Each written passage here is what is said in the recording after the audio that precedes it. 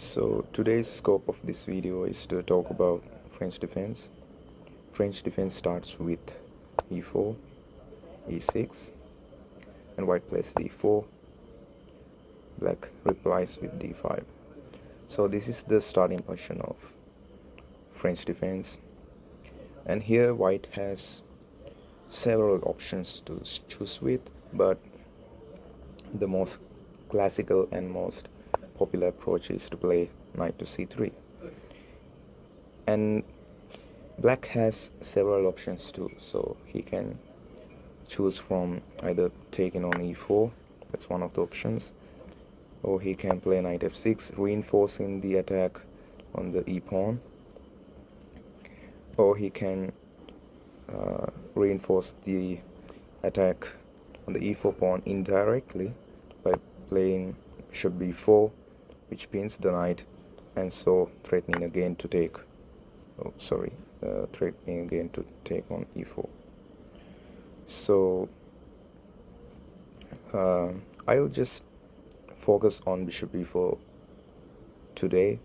So white replies with e5, that's the best response, and evading the attack by the black pawn on d5, and black will respond by c5, and white should play a3, and best response by black is to take the knight on c3, but sometimes the black bishop retreats to the f5 square.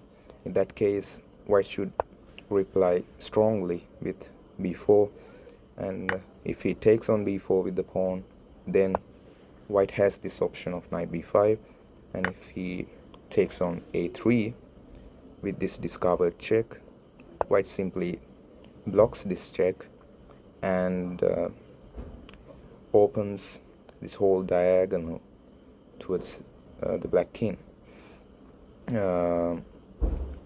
with the next move of bishop takes a3, of course. And black should play bishop c7 to cover up this d6 square, otherwise the knight can hop into this d6 square, and white takes with the bishop on a3, and bishop d7 will be the black's response. In that case, white has several options, but knight d6 is a very popular response, and with black taking on d6, bishop takes on d6, and black's best reply is knight h6, with the intention of getting into the f5 square and just trading this bishop.